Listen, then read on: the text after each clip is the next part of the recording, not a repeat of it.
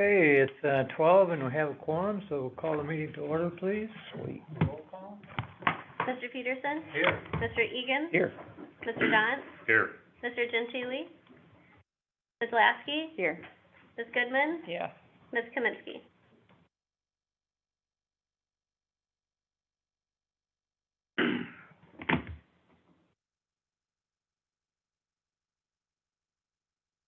I think Andrew said he was going to be gone, didn't he? Seems like it. Has everyone had a chance to look at the agenda? The budget committee be on there? We haven't met, so it won't make any difference, but.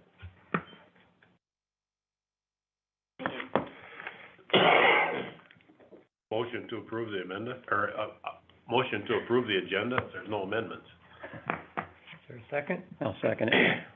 Moved and seconded. Any discussion on that budget thing? I don't think it matters. I think we took that off of the agenda after, the whole budget thing, Okay. but if Okay. you ever No, wanna, no, that's all Come right. back and. That's yeah, all just right. let me know whenever. Yep. Okay, that's Yep. fine. Those in favor say aye. Aye. Those opposed? Agenda is approved. Public comment. There is no public I here don't and see any no public. public online, so. Moving on to approval of the minutes. Has everyone seen and perused the minutes? I don't have any questions. We have a motion to approve. So moved. Oh, sorry, I'll second that. Moved and seconded. Any discussion or comments? Those in favor say aye. Those opposed? And is approved. Treasurer's report.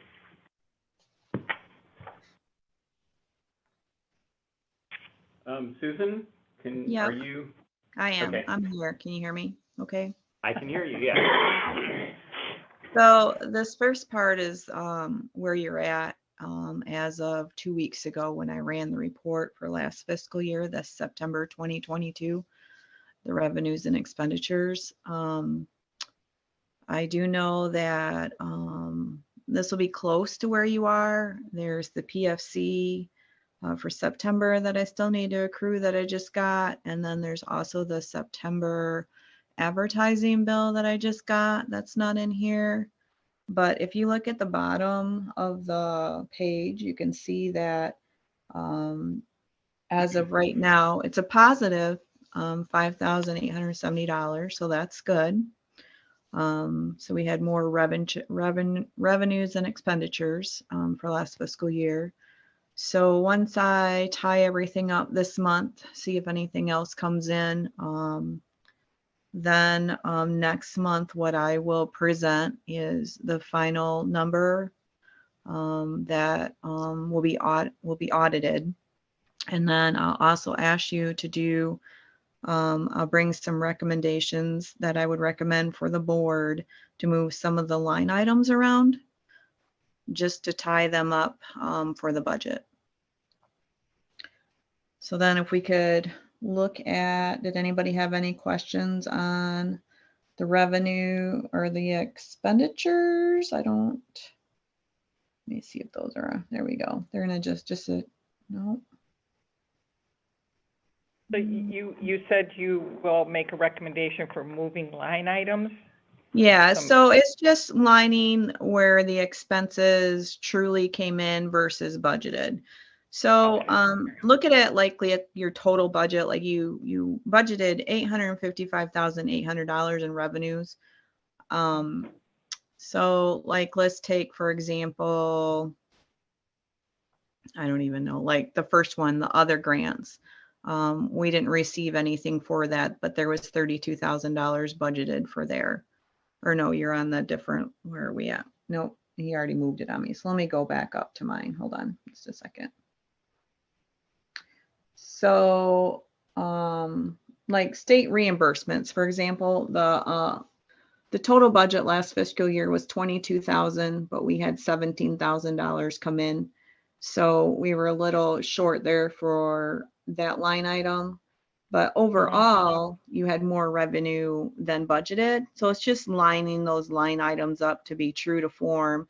Because, you know, you do a budget, but that's just kind of like your estimates or what your expectations are. But when we get all done, then that number, I'm not going to change that bottom number. We're just going to line it up to be where the true revenues and expenditures came in. Sounds good, thank you. Yep, and I do that every year, and I also do that for the county too. And then, so next month, and then that'll be the last thing, and then we'll start the audit in January for the airport. So I'd like to get all that cleaned up and taken care of. And then, did anybody have any questions on the accounts payable for, October? I know there was a couple, for the, repairs, but maybe Barry could go over that. I think it was for the truck. Yep, it is what it was. Yeah. But other than that, everything, it's pretty normal for the month.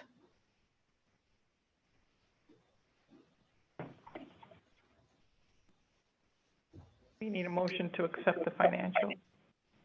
We generally do it as two. One is Accounts to payable is approve the one. accounts payable, Yeah. and the second one, approve the, And it does have your new budget numbers over on the right for the 22-23 fiscal year. That's all been updated too, so. Have a motion for accounts payable, I'll make that motion. for a second? support. Moved and seconded. Any discussion or questions? Roll call, please. Mr. Egan? Yes. Mr. Don? Yes. Mr. Gentili? Ms. Lasky? Yes. Ms. Goodman? Yes. Manistee? Yes. Mr. Peterson? Yes. Motion carries.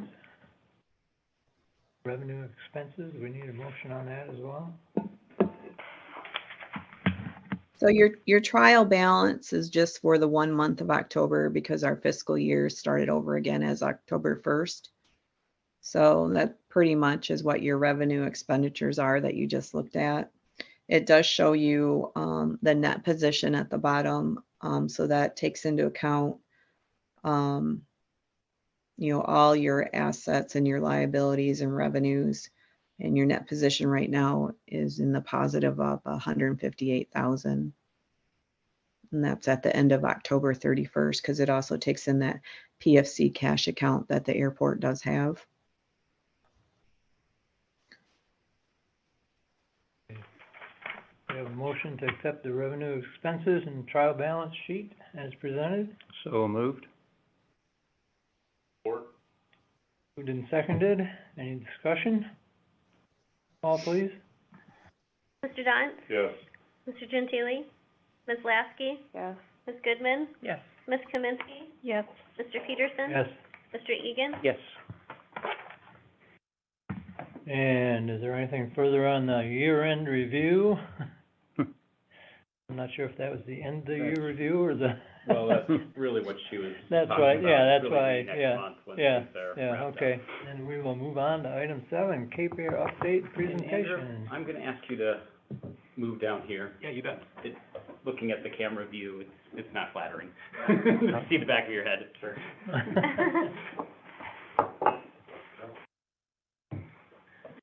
Good afternoon, everybody. I'm Andrew Bonney. I'm the Senior Vice President of Planning for Cape Air, and I very much appreciate having a moment to touch base with you guys here in this forum at the airport board meeting. I am here on behalf of Cape Air's entire team, specifically our CEO, Linda Markham, to let you know that we are really sorry about the lack of operational excellence that we have provided recently. And to let you know that this has our complete attention as we go forward.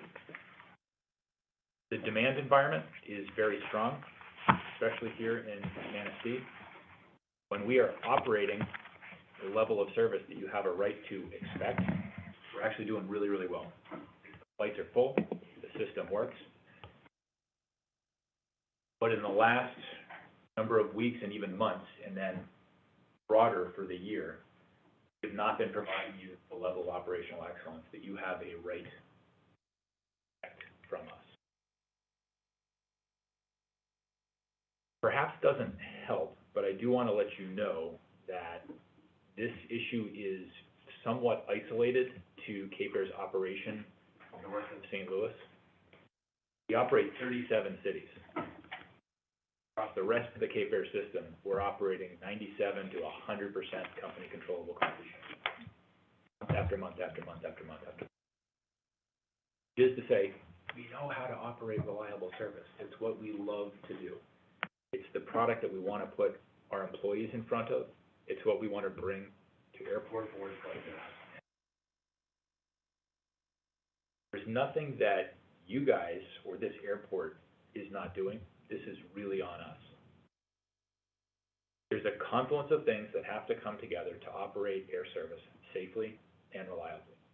We want to assure you that safety always comes first, and we, even on our worst day, we are a safe airline. The reason we're canceling is because we don't have 100% assurance that we're going to be possible. So I am genuinely sorry, and I apologize on behalf of our directors for our performance here. Look back to a month like August, where we flew at 97% rate here, which isn't 100%. We are striving for 100%, which is great. We delighted a lot of people. We got them where they want to go. And that's the part of the air service that we love and that we know how to do. Just got to get back there. So I want to brief you on a couple of things that we are doing to help correct the problem. And first and foremost, I should mention that as of last Friday, structurally, we are now expecting our Midwest region to change. Two things are happening. On December 1st, Cape Air is being replaced at Quincy, Illinois by Southern Airways, which did have service to Chicago O'Hare. Back in May, Cape Air filed to exit, and Southern's finally starting the contract on December 1st. So that is structural change for us. And then last Friday, unfortunately, Cape Air found out that we are not going to get the support of the airport board for reselection in Burlington, Iowa, which also had service into. And I will say that there were similar issues to what we've been talking about here. Certainly a wake-up call if we even needed it, operational performance north of.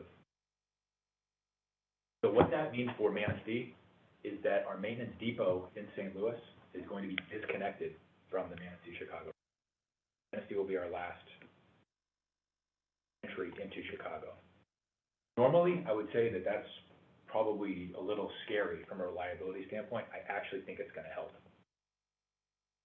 Because what we're doing today isn't working. Geographically, it's just a long way to go from St. Louis up to Manistee if we need to do recovery with either aircraft or pilot. We will be building infrastructure either in Manistee or in Chicago O'Hare that will actually just be there for 50% of the time the airplane's on the ground. I actually think will significantly help the operation here. I've been at Cape Air for 15 years. The single best operational region we ever had was in Florida when we operated just a single route west of Fort Myers. The reason it was so reliable was because it was a small group of people that all knew exactly what they were doing, and they were all focused on just operating that one. So as we simplify what we're doing here at Manistee, I think structurally there's an opportunity to just have leaps and bounds better performance. As the Cape Air senior leadership team has looked at where we are here in Manistee with our performance, have identified that we need to have more senior leadership presence out here to help get everybody here on the same page so that we can operate reliably with the ingredients that we've got today. Again, we know that this template works. It's working 36 other communities today, but genuinely not here. And I want you to, if you leave here today with just one thing, I want you to know that we know that there is a significant unacceptable, and it is usually inconvenient to people, and everyone that you represent is adversely impacted by this when they try and use the service, and then we either don't complete it or it's not on time. We're gonna get back to both of those things. Safety always, but completing the flights and being on. I was remarking with some of the Cape Air staff earlier today that the schedule that we post here is not terribly complicated. In the winter, it's 2 round trips. In the summer, it's 4 round trips. We run 100,000 flights a year. This is just part and parcel of what we do. We simply need to focus on it. And I will let you know that Barry is a great advocate for your community. We have regularly scheduled meetings, and he absolutely holds my feet to the fire. Through the last year, as we have not distinguished ourselves, Barry has let me know that, and I have told him various steps we were taking, sharing aircraft here or hiring local mechanics here. I am genuinely surprised that that hasn't gotten traction and fixed it. Sort of the usual things that we do to support an operation haven't fixed it yet. And so this simply requires more senior leadership. Get everybody on the. Again, that's kind of where we are, but really I'm here to apologize to you and let you know that we need to fix this and that we have the tools in the tool chest to do that. I'm happy to take any questions. I don't know if you want to. No. But I'll let others the opportunity first. Well, I'm never shy, so I'll kick things off. One of the problems that's been ongoing here, to the best of my knowledge, is communication. So if somebody gets a cancellation, they aren't getting a text, they aren't getting the email, it's just they're showing up here at the gate, and there's a problem. If they would have known the day before when, there's this lack of cushion to prepare for the change that may be needed. Sure. And I've heard that several times. And what I would add to that is there's a reluctance to cancel flights.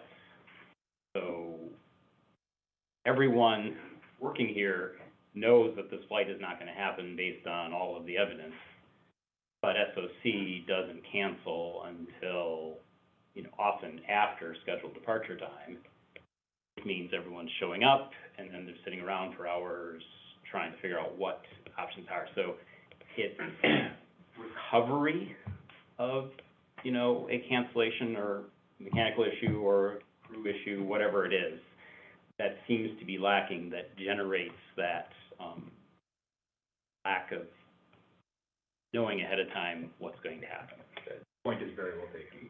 So I imagine that you have like protocols, if you hit this, this, and this is a cancellation, right?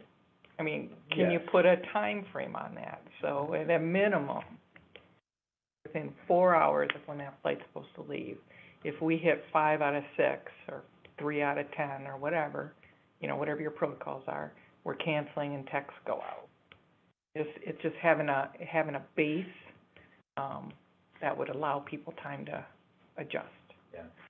Barry, I think, gave it a glancing blow to my answer, which is that our systems operation controller, SOC, is looking for solutions in real time to recover the flight and actually operate. So it doesn't do anybody any good if we just cancel, 3 days in advance, if we actually operate the flights. Mhm. We're trying to operate the flights. For the most part, we're pretty good at recovery. A spare pilot, using a management pilot. It's not been good here in recovery.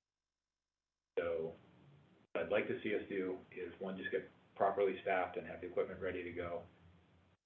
Have backup capacity, ready to go for the inevitable sick call or flat tire or, But your point about being decisive in advance is well taken. So I'll take that. Talk about trying to give people more of a heads up. And that goes with the it's just, we have to kind of go overboard with the customer service because they have real easy access to 2 other competitors real quick. Yeah. So it's whatever we can do Yeah. to keep them loyal. Jeff, if I can go back to your inquiry about communication, If a passenger books through American Airlines website or United.com, for example, those airlines do not pass us the contact information, so we process the cancellation through the computer system. That notifies American or United that they then have to contact the customer. We might not literally, even in the computer system, be able to see their cell phone number. That's obviously a major hiccup then. Yeah. American and United are supposed to be contacting the customer, but if they don't do it fast enough, you end up, that is a known weak spot. Well, then you get the business traveler, and, you know, and I'm a board member here, obviously, and I can't go out and advocate for a business traveler who runs a tight schedule with the reliability issues that we have had recently, well, in the last year. And you folks came before us, I think there was 3 of you here a year ago with the same feel. You know, we know we got a major problem. We're a year later, and we still have a major problem. So we need to try to figure out some solutions to get here as opposed to, so the point of it is if you're a business traveler, I couldn't recommend to somebody to come here to utilize the service because of that reliability. If you're a leisure traveler, you better leave yourself a cushion when you book the flights in case there's a hiccup. You know, and you know, I don't fly anywhere near what I used to, but being able to stick into an American or United to where I'm their responsibility as opposed to booking a Cape Air to Chicago and then getting a connection makes a huge difference in the availability. I mean, if anything we've demonstrated, we have plenty of ridership here. There's a market here to capture. It's just a matter of getting that reliability. Totally agree. I just think the more that I mean, I wouldn't have not known that. So I'm booking here and I didn't get a notice and it's, you know, my flight is like, well, we think we're gonna cancel it now. Of course, my temper will go, you know, immediately. But it's like, all right, if somebody would've just let me know. Again, if I were a knowledgeable flyer out of here, I would have my little cheat sheet maybe that says, you know, on occasion, it's American, you know, that will be notifying you for cancellations. I mean, just knowing to look for that would be helpful. So I don't know, I mean, I don't know how much information we give people. I've flown out of here, a few times. I just booked and show up, you know, but now it's getting so complicated and so confusing, you know, where can I fly into, who do I have to wear mask, not mask? I mean, there just seems like a lot of information for the flyer, and I don't know if we have any kind of cheat sheet that sits here that we can give to people or whatever, or maybe a good article in the paper, you know. You gotta have good experience to have a good article. Well, Write something just because you write something if it's not backed up. but it doesn't have to be, I think this is amazing, you know? Andrew's here, he's telling us, you know, that Cape Air is 100% vested and, they apologize to the community for, you know, what they see as a year that didn't meet their standards and they're gonna work on it. I mean, it doesn't have to be positive, it can be, Is it Karen? yes. So if I may, I hope you'll indulge me to tell a brief story. Mm-hmm. Early on in my tenure at Cape Air, over 11 or 12 years ago, we were invited by the community of Lebanon, New Hampshire, to provide essential air service up at Lebanon, to Boston, basically. We were replacing Colgan Air that had been flying 34-seat Saabs into Boston. We went up there and started flying, and they were flying into LaGuardia. Within about 6 weeks, we had folks calling our headquarters and saying, what did you do with my New York City service? Got the team together and we moved 2 of the 6 daily flights down to White Plains with ground transportation into Midtown. We didn't want to go into slot control to Kennedy or LaGuardia. LaGuardia is just constantly delayed. We started that service up and people loved the New York City service, but we could not complete flights in Lebanon and Hampshire. We had junior crew, because it was a new base that had just opened and nobody really was from there or wanted to be there. We could not keep the airplanes maintained there, even though it was the exact same fleet that would then go to Boston and then down to Nantucket. Those airplanes never broke down in Hyannis, Nantucket, Martha's Vineyard, or Provincetown, broke in Lebanon. Why? I mean, a complete statistical anomaly. For months, we could not get out of our own way. I went to meetings that felt an awful lot like this. Over time, folks got established there. Some folks joined the company who wanted to live in the Upper Valley of New Hampshire. Things got a lot better. That base is now, 2022, one of our most senior pilot bases in the company. We run darn close to 100% completion rate. And in September, I presented to the Lebanon City Council the EAS reselection proposal. There were 90 minutes of public comments, 10 or 15 community members there. Every single one of them was there to advocate for Cape Air because we made their business and personal lives work in the Upper Valley because they could 100% depend. 90 minutes of people out there saying, hey, you guys have to vote for Cape Air. 9-0 for a 4-year reselection in Lebanon. I tell you that because we have been here before in communities like this where it just isn't operationally reliable, but then it comes together and there's nobody in that room that remembered what happened 12 years ago. That's ancient history, and we are making their lives possible. People live in the Upper Valley but commute to Midtown Manhattan, or they connect in Boston, and the service just works great. That was a very affirming experience for me to be up there talking about the company and how it worked and seeing how the air service is a big deal for people. And Jeff, you're right, business people can't fly on it if they can't depend on it. We can be dependable. We have to get there. Unless and until we get folks based here who want to be part of the team here and make it successful, it's going to require a significant level of leadership, which we have not yet provided here. I'm here to tell you that we're going to do that now.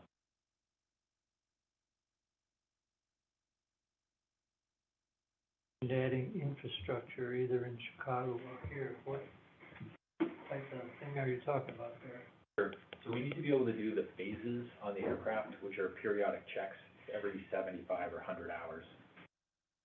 Program that the airplane goes in. Good jiffy, kind of mean. We need to be able to do that here without repositioning the airplane. Imagine renting hangar space there is a little pricey. So this would be a great place to do that. We've got some hangars on the field here. I believe we've hired one A&T now, and we would need to bulk that up or continue our contract with Cadillac that drives over here and helps us out. That needs to be simplified and sort of streamlined. We're not repositioning airplanes to St. Louis for us to do.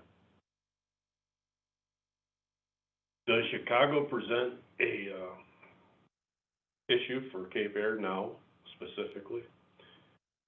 Is that challenge, would we have more reliable service flying somewhere else, be it, Milwaukee, be it Grand Rapids, be it Detroit, be it Minneapolis? Would we be better off going to a different airport than going to O'Hare? And there's always a reluctance here to get away from the O'Hare experience. And it's because of the investment that's been made over the decades going to Chicago. Actually, you could argue, 12 years ago, we were going to Milwaukee. Mm-hmm. You know, it worked great because it was Frontier with a 70-seat or 90-seat regional jet, different animal. Less stress when you got into Milwaukee. So operationally, Chicago's challenging, but not insurmountable. We should be able to do operationally well at Chicago O'Hare. Then going back to what we first started talking about with demand is phenomenal. When we're operating to and from Chicago, because it's so connected, and the widget that Barry handles on the front of your .com website here is incredibly elegant. And that's possible because we're going into O'Hare with 260 nonstop destinations, 160 flights per day.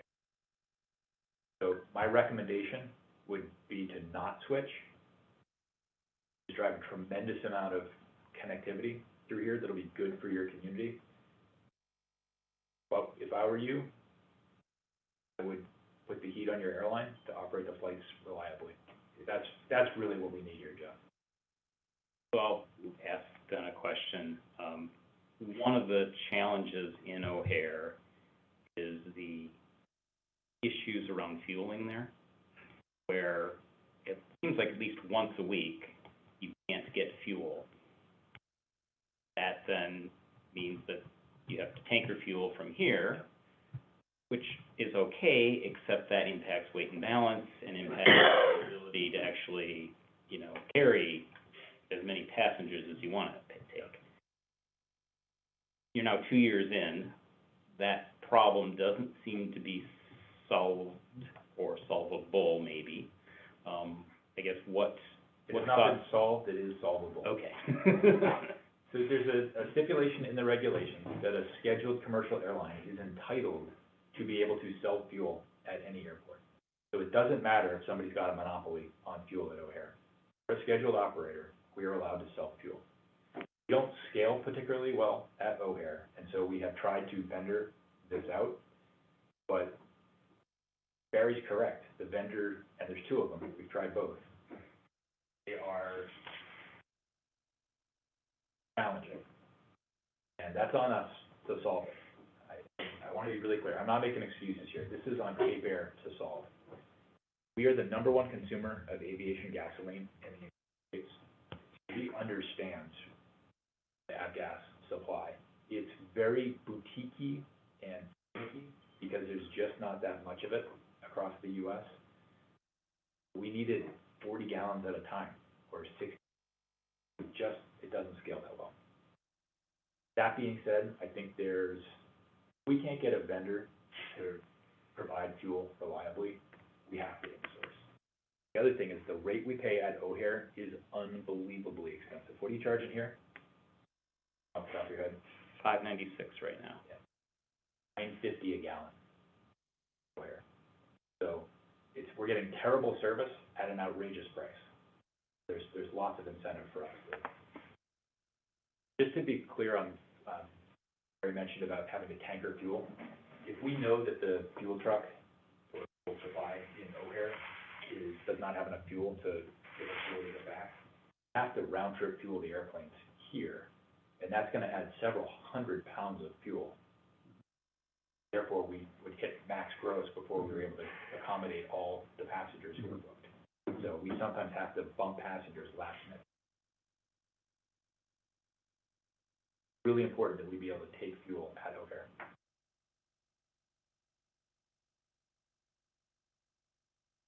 You've mentioned now a few times that what's needed here is a significant level of leadership to get it back on track. I'm curious, I guess, like, what does that actually mean? Sure. And I wasn't here last year. Jeff, you mentioned that there was maybe 3 of you last year saying basically the same thing and nothing happened, or at least nothing materialized. So how is this different from last year? Yeah, I totally understand the question. So last Friday, when we were told by the Burlington, Iowa Airport Board that we were not going to be reselected, our CEO, Linda Markham, convened all of the senior operations folks, is dispatching them basically north of St. Louis. South of St. Louis, we actually are operating reasonably. So, yeah, you're going to have Cape Air's chief pilot out here, our vice president of maintenance out here, our director of operations out here, in addition to Matt Reinhardt, who is the regional director who you met last time. I actually asked Matt not to come to this meeting. But this is not his authority to change. I want you to know from the executive team, the 4 of us that run the company, that we take this seriously. This is not Matt's fault. We're not giving Matt the tools. So Linda is sending out operations leadership. Why did it take losing a city to get that action when we've been saying there's an issue, you've acknowledged there's an issue for a year? I don't have a good answer for that.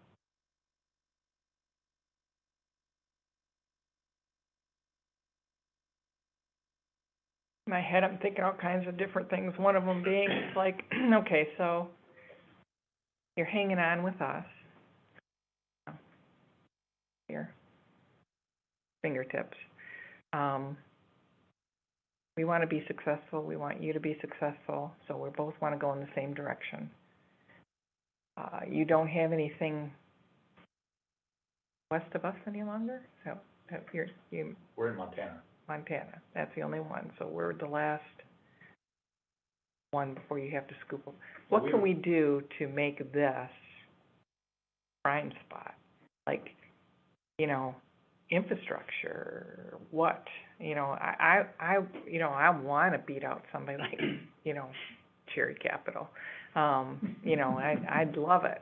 But what can we do to make this, you know, if you're gonna invest, then, yep, we'll invest. What can we do to get that infrastructure here? What can we do to make this the spot?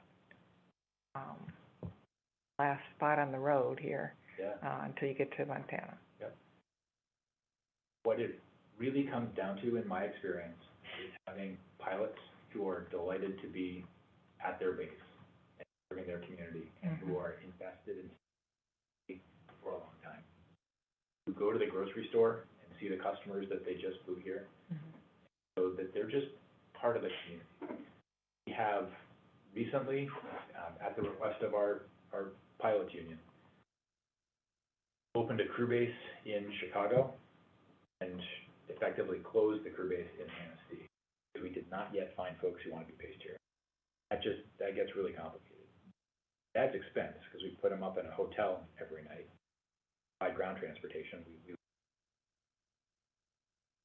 pay, you're much better off if you can just have pilots who are based here. And we started out that way, but this was the last base that got picked on the bid. The people didn't want to be here. That's not very successful. Right? So I'm very eager to find folks who want to be in Manistee.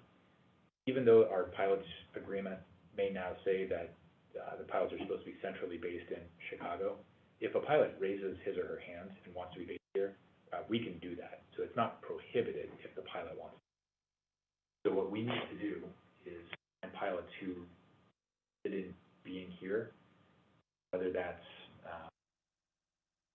real estate or Match.com or, you know, whatever it is to help them find a home here. That, I think, is a good next step. And a neighbor that was a pilot for years.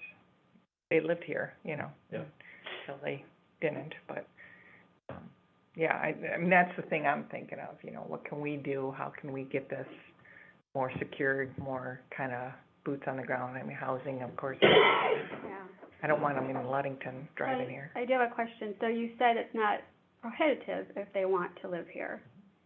How is it presented to them? I mean, do we have anything that you give to them saying, this is what Manistee has to offer? If you're a hunter, if you're a skier, if you like doing these things, this might be the place for you. This is what they have to offer. These are some of the restaurants. These are the breweries. This is whatever. I mean, is it presented to them that way, or do they really not think it's really an option? So they're like, I'll just take Chicago. Right. So we have not yet done that with Manistee, and we should. So I will take that as an action item. We like solving this problem. For one of our retail markets that just sort of works is Virgin Gorda in the British Virgin Islands. We fly it to San Juan. It's a good route, but we were really challenged finding folks who would be willing to be based on a very small Caribbean island. They wanted to be based at San Juan. Ended up having to fly the schedule backwards like we would.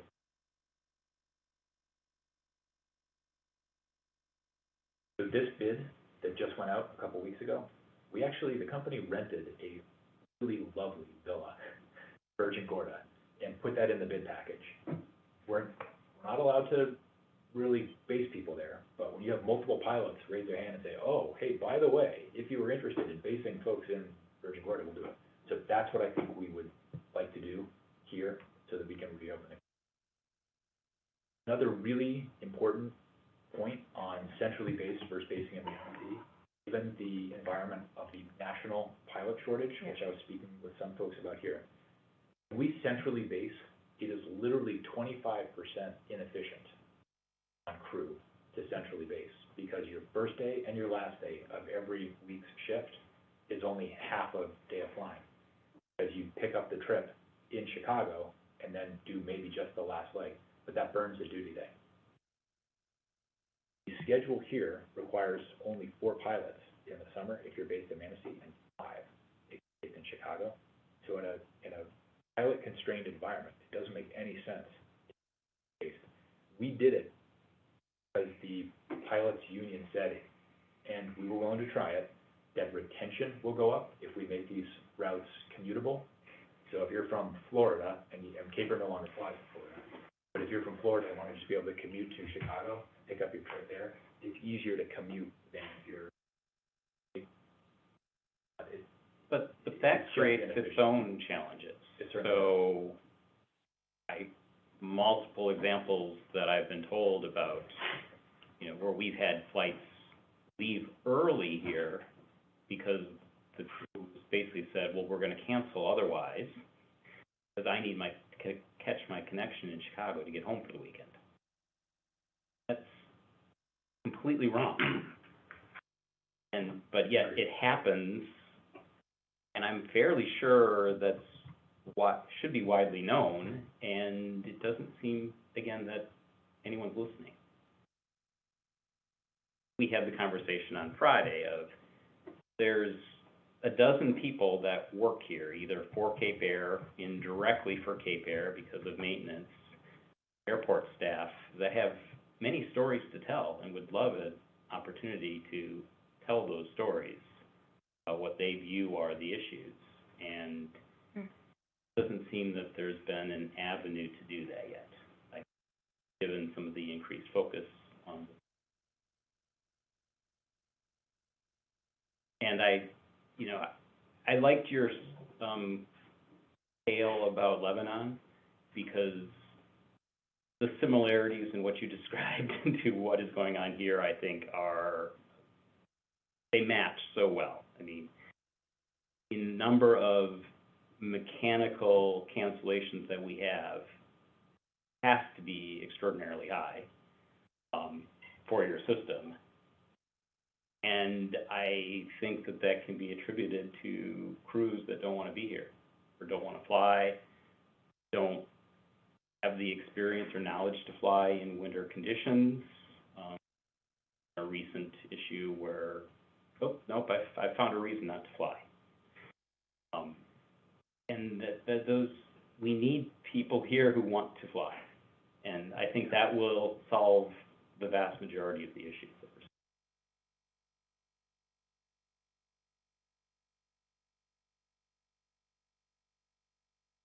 Now, do you have a prerequisite for pilots if they were to come here, if you were to temporarily see how it works out, or however you do this, for what type of housing they have to have?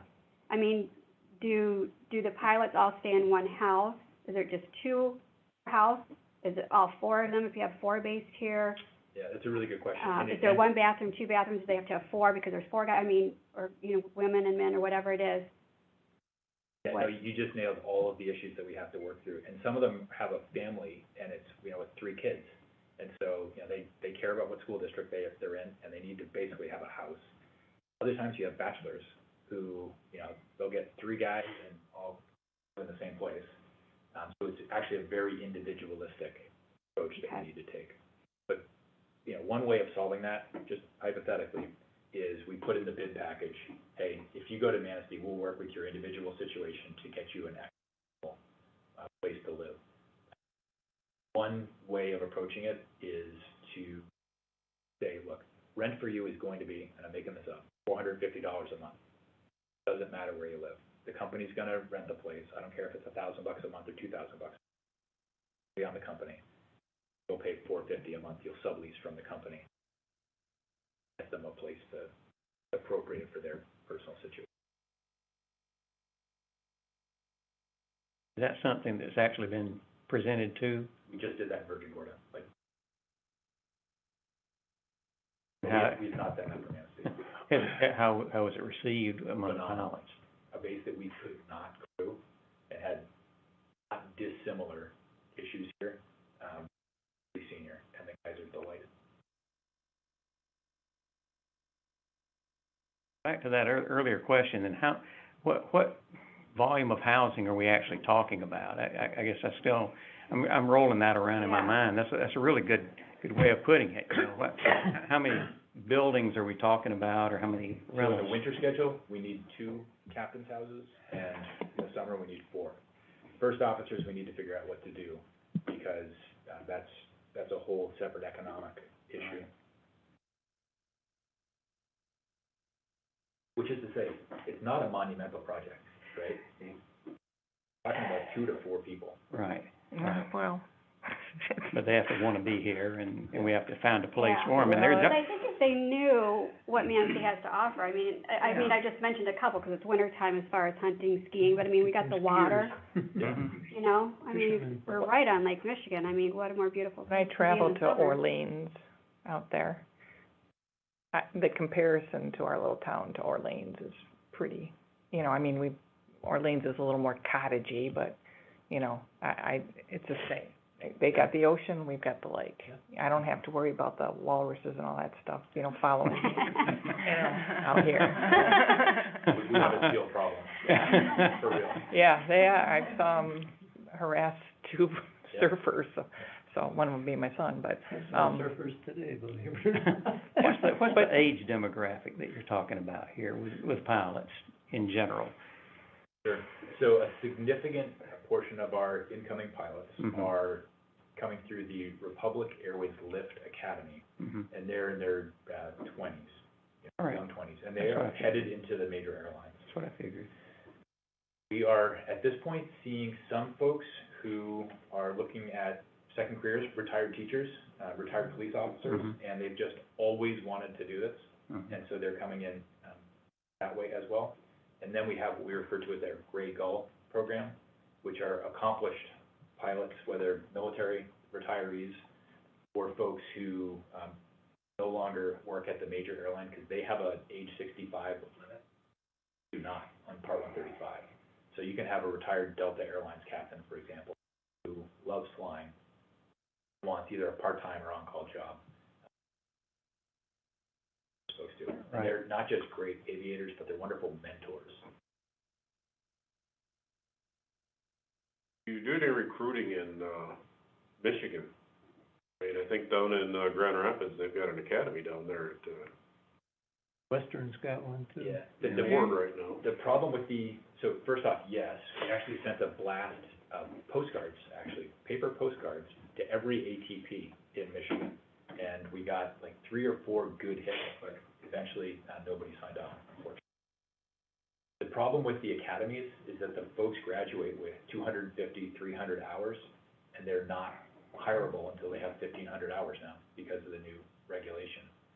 We hire these non-required first officers and grow them, but we're basically taking them exclusively through the Lift Academy program because that's a known quantity, and it's not an issue getting throughput from that. They're making so many first officers. It's not hard to find somebody with 500 hours.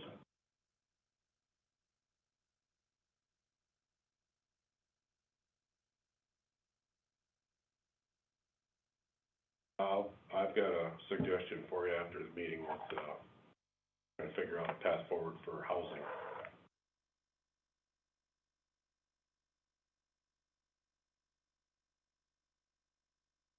More, Barry? Anybody else have a question or issue? I appreciate your honesty and, you know, yes, we've been at this for a couple of years, but I appreciate the conversation and sharing with us your ideas on what you can do, not just tell us you're gonna fix it. Nice to have the acknowledgement again, Yeah. but we don't wanna have the conversation again in another 12 months or another 24 months, or, you know, 'cause at some point in time, you get to the point where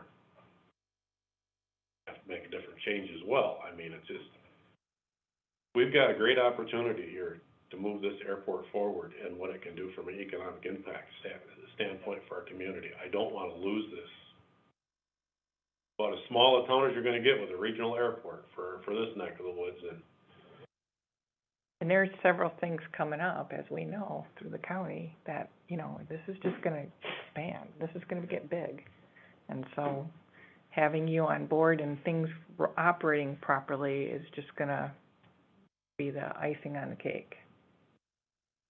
I mean, to that point, I mean, it's this region that is growing.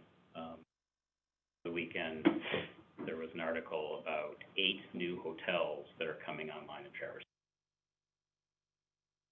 That boggles my mind. But we've got one new major hotel coming online here. And that's all part of that regional growth, because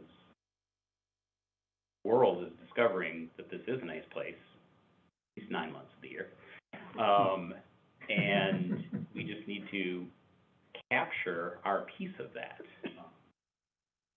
This airport is a piece of the economic engine of the county, and we need it to be functioning on all cylinders.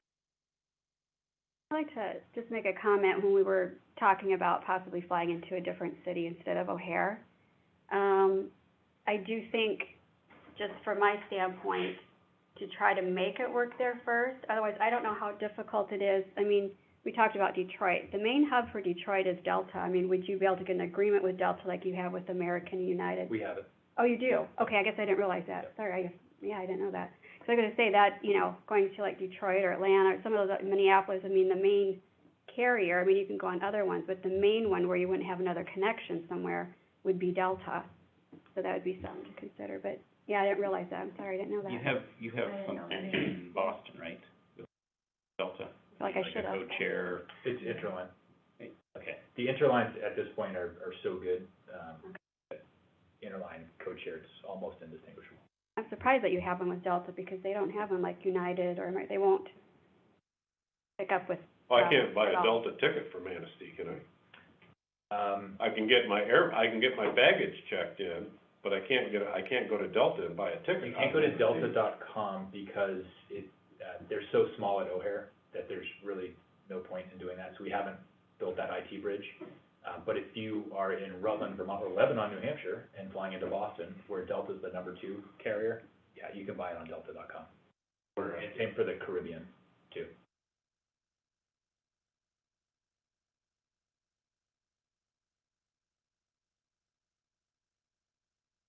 Thank you very much for your presentation, and I for the sentiment that we're glad you came, and I appreciate the conversation. Glad that we were able to have it. Thank you.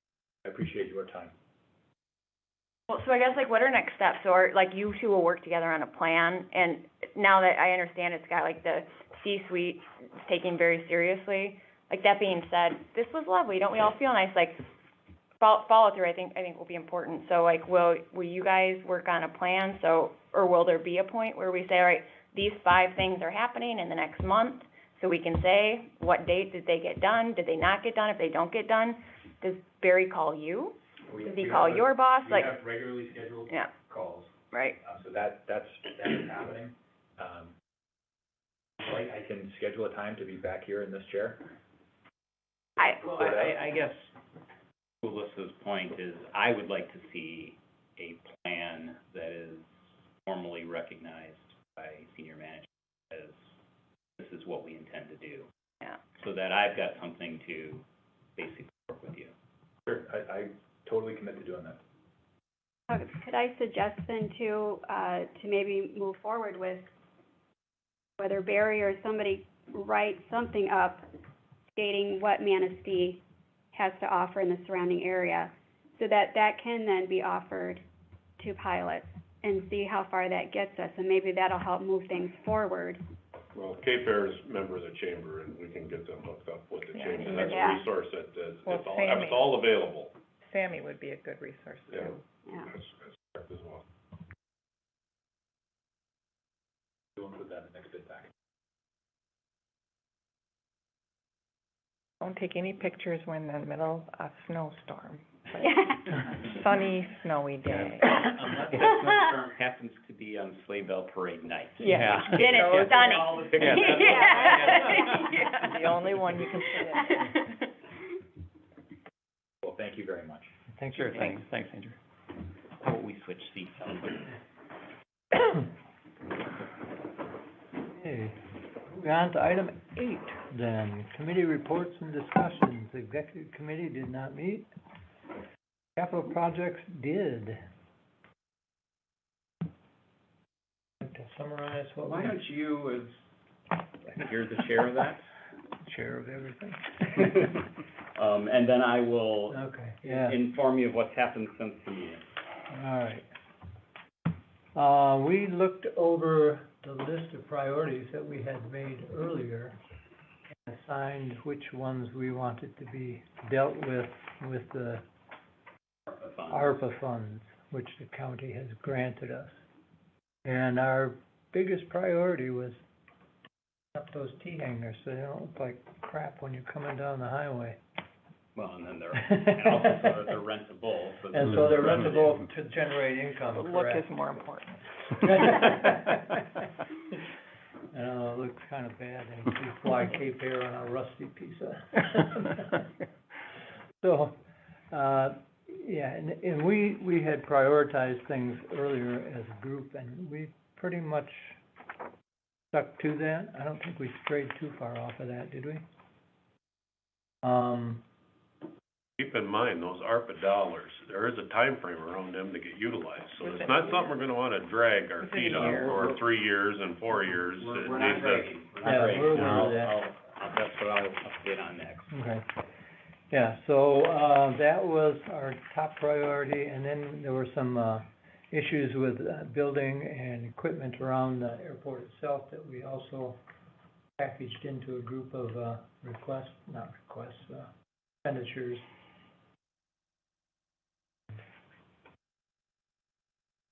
I'll take over, or you want me to itemize them? No, I think that's fine. Okay.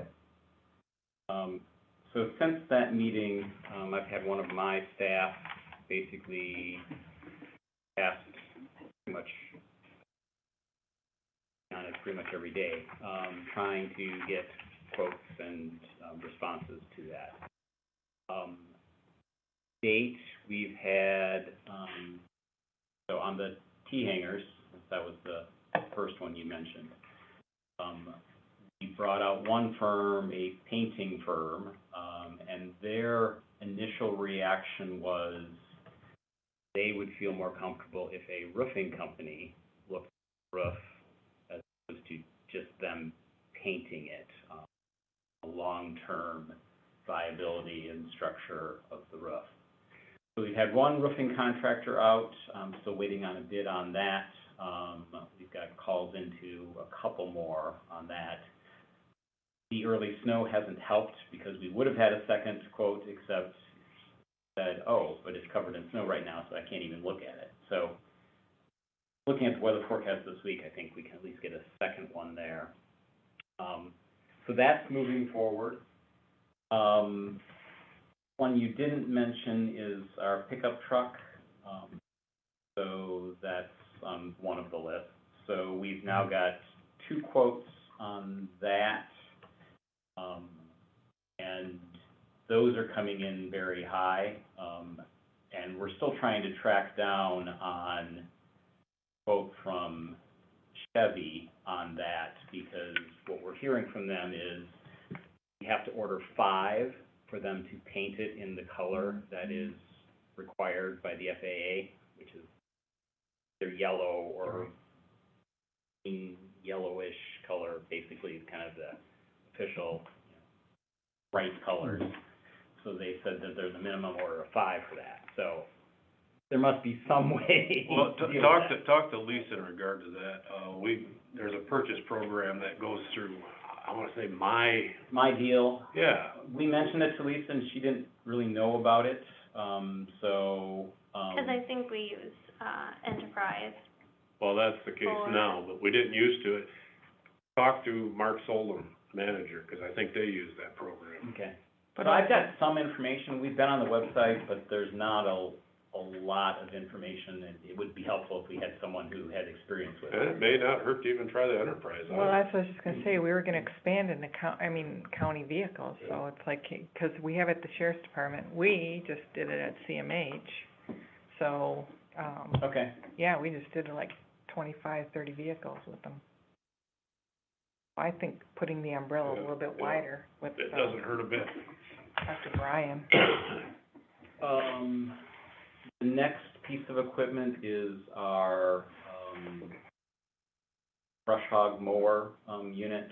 I've currently got 3 bids on that. One bid is significantly lower than the others, so we're doing some due diligence to try to understand why. And we're wrapping that up. We're trying to dig into information about the flooring in the terminal, both carpet and the sun-dated linoleum, to see what options we have there. So we both are working with a local firm on, and they were out here this morning, getting measurements and stuff, but we're also working with the design firm that originally did the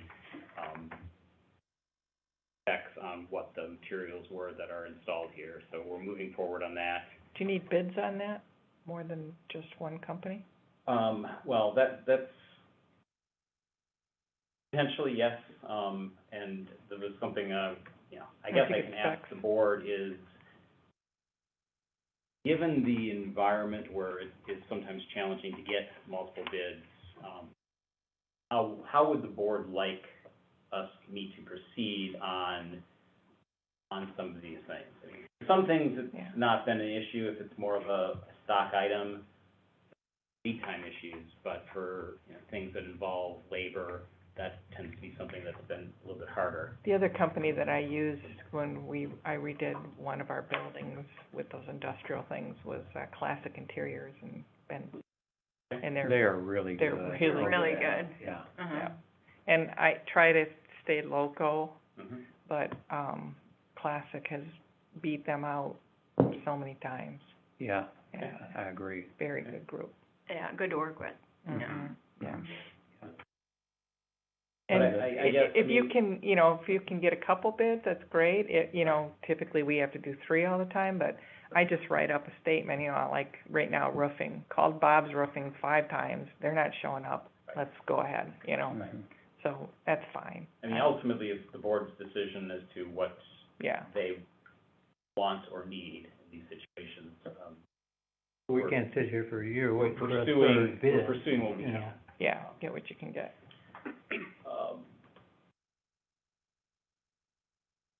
I'm sure I'm missing a couple items that also, actually, the doors and then the security system that's tied into those. So we've had the installer out here, doors, and I've got a verbal recommendation as to what they're thinking, but I haven't received the written quote on that yet. That door piece should actually not be very expensive, because basically our doors are fine. What needs to be replaced is essentially the controller unit, the motherboard, because what we have is no longer supported. Newer generation that is kind of a drop-in replacement, but about 2 years old and would have a decent lifespan going forward for serviceability. Already replaced that in 2 of our doors because of failures, so it's kind of going through the rest of that. However, the card readers, that part of the system, which one would not think would be a huge issue, the one quote we've got so far on that is astronomical. I mean, like $1,000 per reader installed on that, and I'm scratching my head on that. Hardware, that's probably $50 in total. I don't know how it can be that much, but we've had one quote on that and another that came out last week and looked at it, so that's where we are. I'm planning on asking the committee to get back together probably in roughly 2 weeks, sometime early December, for the next board meeting, because I think at least a couple of these we will have pulled together, and I'd like to bring them to the board for approval next month on the ones that we have information. didn't hear you mention the fire truck. What happened with that? Is there an update on are you just doing repairs? Do we need to worry about getting one? No, that is repaired. The next step we're going to do on that is, there's the issues with, my understanding is it's been explained to me by various people now, with Fords and diesels, is they don't like idling. And it's partly due to the emissions equipment that is installed in them. And because of our use, that's really not a necessary piece. So the recommendation is that we disable that and basically off-road vehicle, which is what it is. And if it were ever to leave here, it's either for maintenance or it's because of a fire. So that is kind of the next step. We're planning on that, which should eliminate that. We're scoping out for the pickup a gas-powered vehicle for some of those same reasons. Any other questions? So, again, for next month, I anticipate we will have a couple completed bid packages for the boards. But yes, if we can look forward a committee meeting days before the next board meeting, that would be good. Melissa, you're part of that committee? Yep, Okay. unless Pete doesn't have another. Yeah. Then I'll be in You're attendance. getting better. Bylaws committee did not meet, and the ad hoc committee was concerning the air and the maintenance guy, right? Correct. And as now, I don't see a need for that. I don't to either, because be- we resolved that. Yeah, we basically have a path forward on that. Okay. And that brings us to item 9, Airport Director's Report.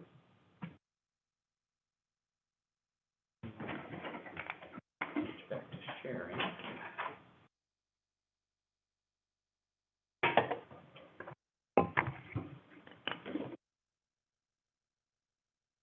So no accidents or incidents in the last month to report.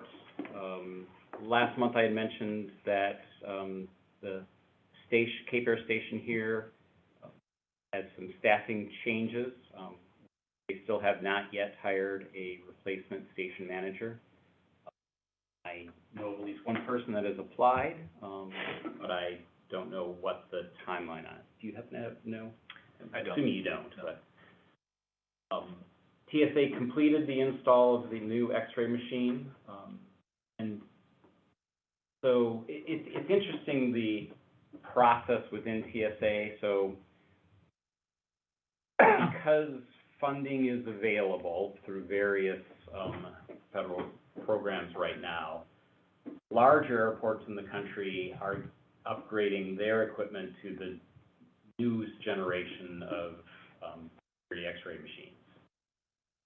The state of Michigan is taking that opportunity to basically utilize those now decommissioned units, which are a generation or two newer than what most airports in the state, other than the Detroit Metro, have, and basically are deploying them throughout the state. So pretty much all of the small airports in the state are getting upgrades.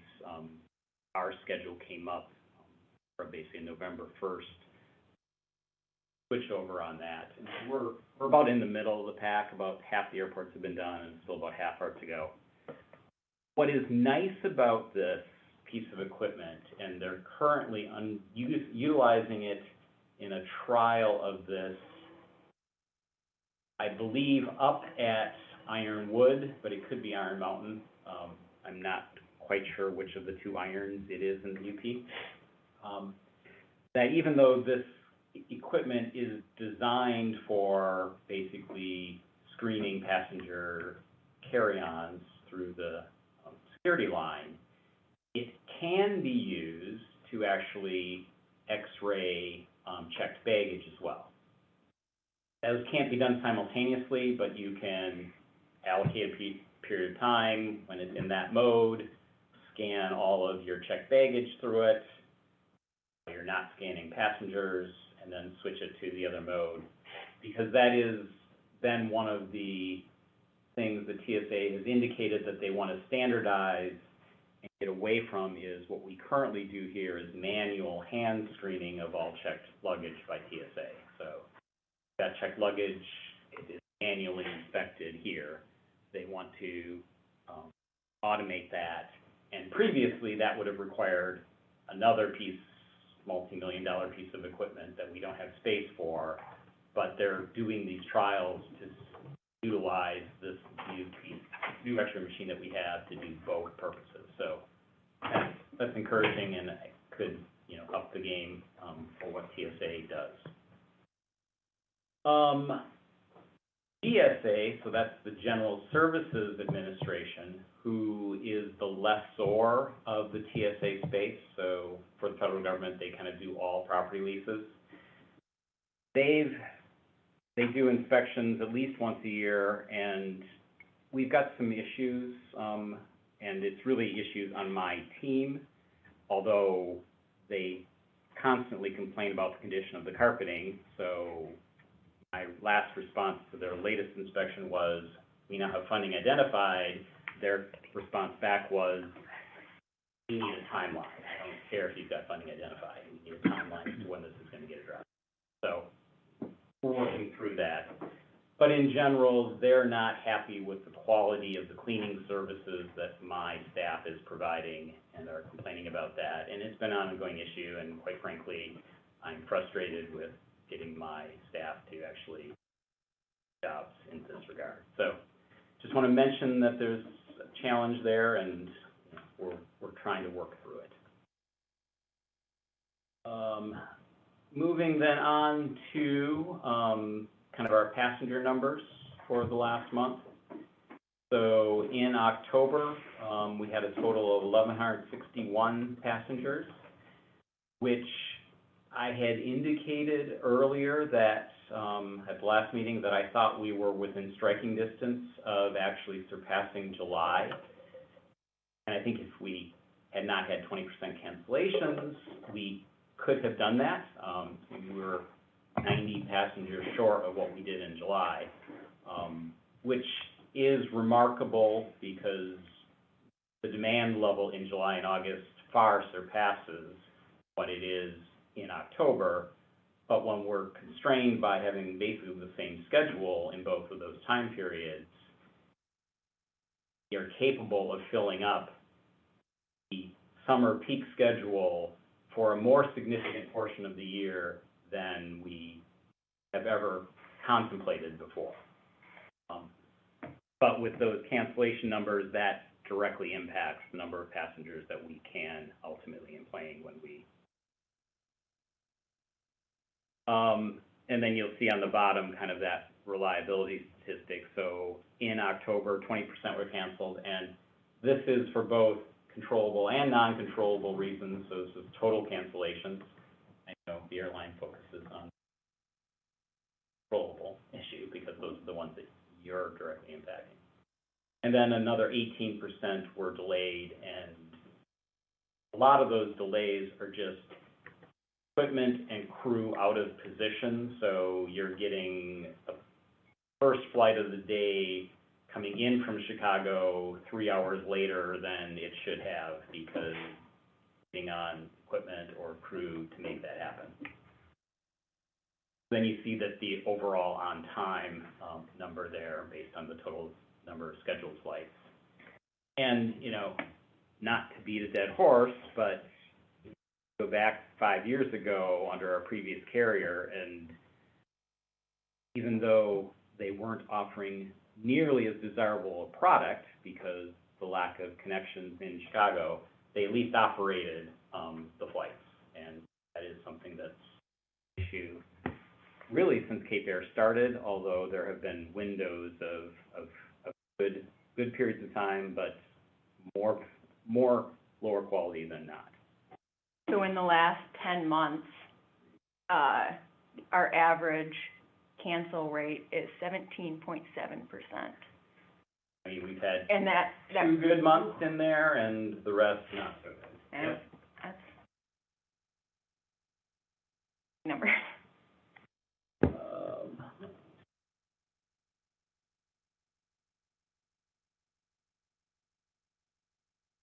So, recently I've been liking this, report because it shows things that work well with Cape Air, and particularly it is the code share with American right now. American is pricing Manistee very, very competitively, compared to Traverse City, Grand Rapids.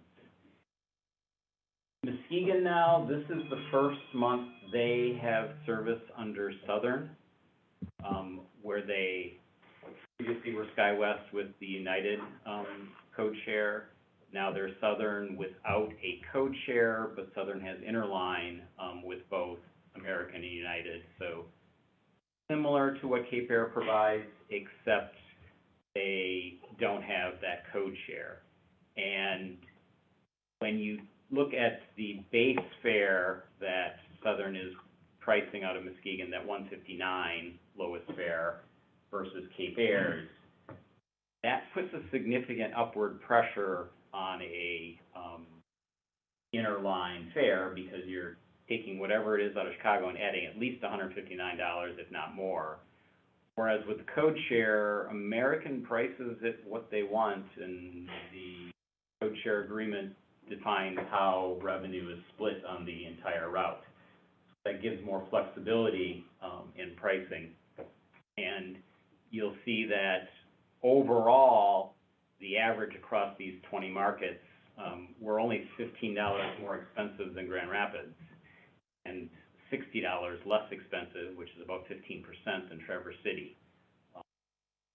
And then you take in the fact that we've got free parking, and not a 2-hour drive, 2+ hour drive to Grand Rapids, or an hour plus to Traverse City, and we then become the cheapest in most markets. So this is what's working. This is why in October we can enplane as many passengers as we could have done in July.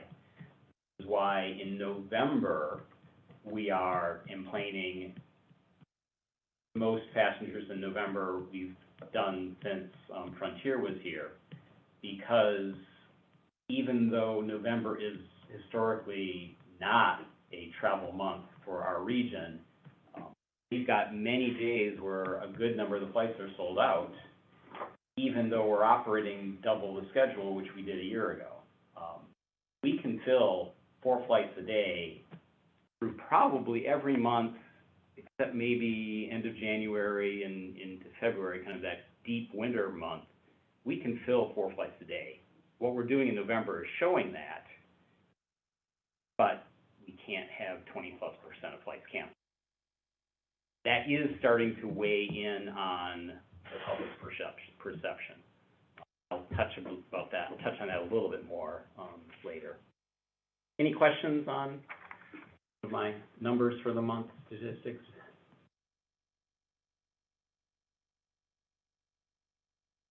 So I mentioned last month that we were close to closing out everything on our annual inspection with the FAA. The last thing was pavement marking, which had gotten done earlier in the month, but the contractor claimed that they weren't contracted to do a piece of it, so they just left without doing it.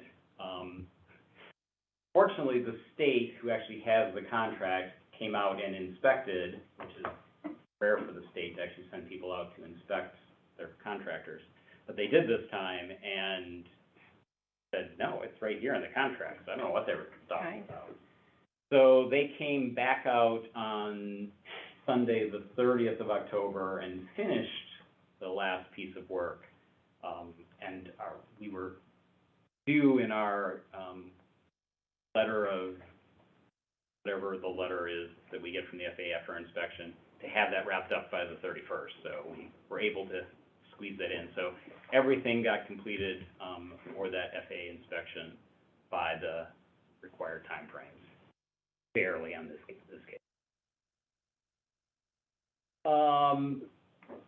No real update here. The state is still dragging their feet on their feedback on our ALP update.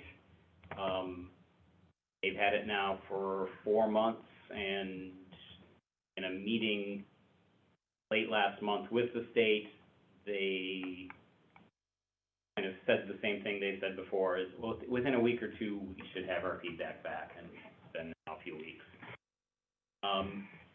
And then that meeting that I was referring to was our annual meeting with the state and Prina Newhoff, our consultant, on discussing our airport capital plan for submittal to the FAA. And quite frankly, the state dropped the ball a year ago. We have this meeting every year. A year ago, we had this meeting, and we talked through the results of our airport inspection 2 years ago, where they identified issues in the grading of our runway safety area, and basically identified that as something that needed to get addressed soon. Right now is by the end of next year. And so we brought that to the state, added that to our plan, and the person at the state that was assigned to our airport knew at that time, left within 6 months, and it just kind of got lost. We showed up this year and said, well, how's the funding looking for this project? And it's like, oh, we're ready to go with your taxiway rehab next year. It's like, well, we're not planning on doing a taxiway rehab next year because of this other project. What other project? Look at what we had. So I'm not sure how the state is going to address that, but they are now aware of it and are looking to try to find the funding to try to keep us on schedule to meet our commitments to the FAA on that safety in our. So the State Bureau of Aeronautics is having a significant issue with retaining people. The turnover rate there is, when I started here 15 years ago, most of the people I was working with had been there for 30 years. Now, most of the people I'm working with they're less than a year, and they don't seem to be there very long. So the appeal of working for the state government is not what it used to be. And that is causing issues. So, Yeah. this is I say that every Generations. I say it every day. I won't tell you what we say about the other time. You've already seen this. This is just kind of a summary, kind of looking at specifically the cancellations over the last 5 months. But so advanced bookings generally are continuing strong. So in November, as of right now, we're up 64% from last year. I'm guessing that will be about 60%, given a couple more cancellations, because we're at the point of the year, especially because it's Thanksgiving weekend ahead, where the flights are full, so there's no opportunity for more bookings to come in. We've only got the opportunity to lose passengers now between now and the rest of the month. So if flights fly, we will be ahead 60%, if not maybe a little bit more than a year ago, which that could have been 80% or closer to 100%, because we've doubled the capacity versus a year ago. So we doubled the flights, we double the amount of passengers we do. It shows that there is the demand there on the product that Cape Air is offering, but the flights need to complete. Do you factor out the weather cancellations?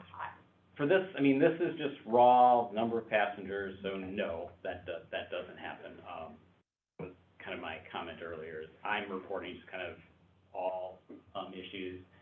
Because quite frankly, in some cases, there's a gray area, and again, as this before in this meeting, if pilots want to fly, it makes a big difference as to what is considered a weather cancellation versus pilot. The challenge with that is it's all about safety. You can't second guess those scenarios, but I think over time you realize that that's just part of the challenge. Seems like an oxymoron to me, a pilot who doesn't wanna fly. How- Well, yeah, well, I'm sitting here thinking, you know, the pilot's feeling confident about flying through the storm we had the other day, but I'm not that comfortable, you know. Right, like- right. And that's experience, I mean, Yeah. there's so many factors. Yeah. I could give you many analogies, Barry. Well, I've flown out of here in some of those storms, different provider, and it's like. Now, having said all of that, or we're kind of more back onto, passenger bookings, so our bookings for December are flat versus a year ago.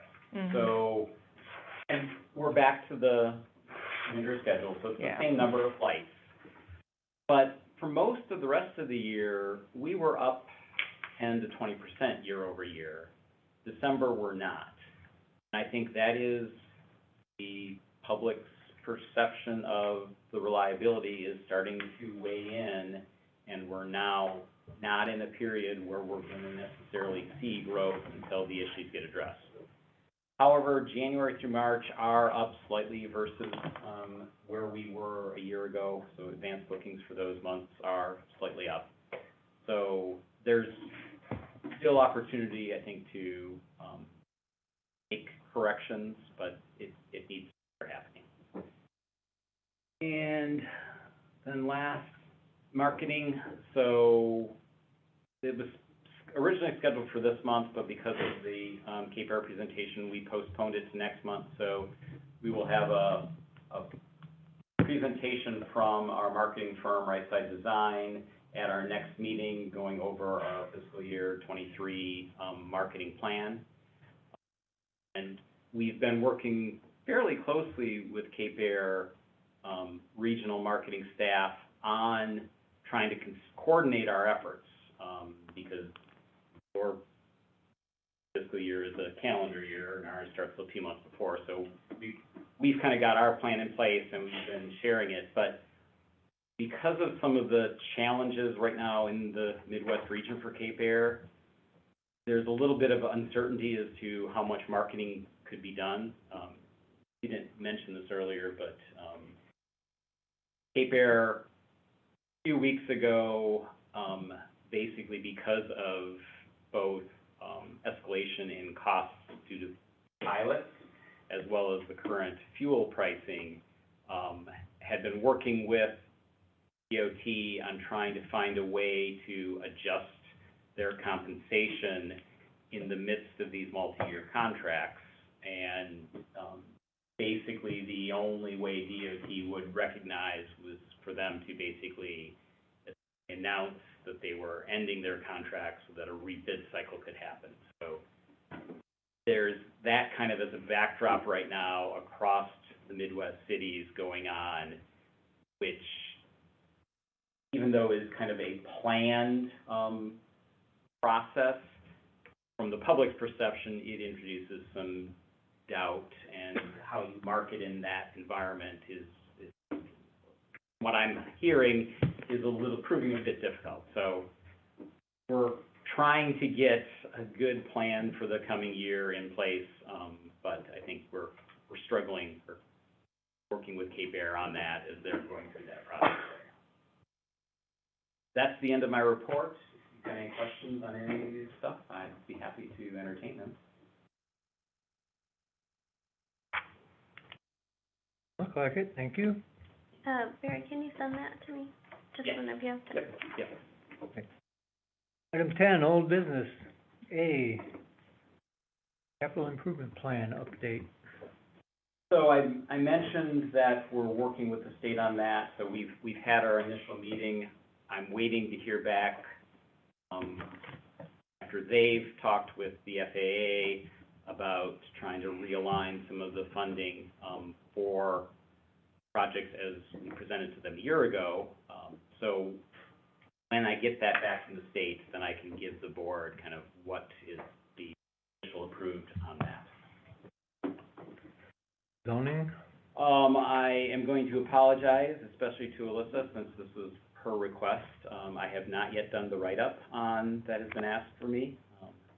My plate to do this weekend, and I just could not get myself to focus on doing that over the weekend. Is that the letter or the write-up? It's the write-up, which is basically the explanation in more layman's terms of how we got to the place we are. So, do we have a letter? No, we do not. I'm viewing this as the first step to make sure that we're all on the same page, and we'll proceed. And you know that I've asked that we let the township know the expectations, just put it out there Yeah, so that they have it in a record somewhere. yeah. Well, I would also tell you that I think the only people here that are really overly concerned about this is probably Barry. I'm not seeing that concern coming from the township at all. I'm just letting you Well, I'm know. sure it's not coming from the township, but I want the That's fine. airport to be Yeah, on record. yeah, yeah. A little paper trail. Yeah, exactly.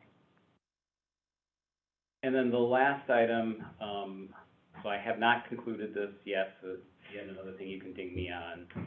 However, I did, for the last 2 weeks, have my annual TSA inspection, and TSA does not consider it an issue, so it's really just documenting with the sheriff, basically very minimal, response parameters.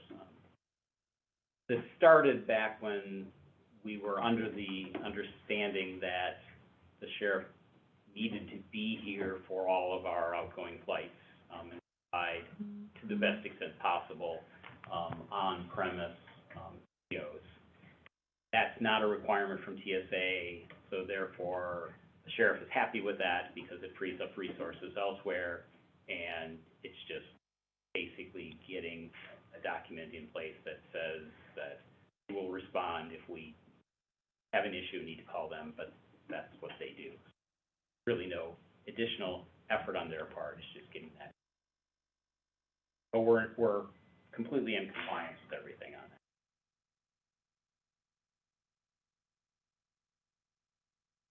that. New business. But I. Not aware of anything? Nope. Then, comments by members. I have a last. Done, and being no further business, we are adjourned. Thank you for coming. Thank you, sir. Could I ask if you can, please? Thanks for coming out. I really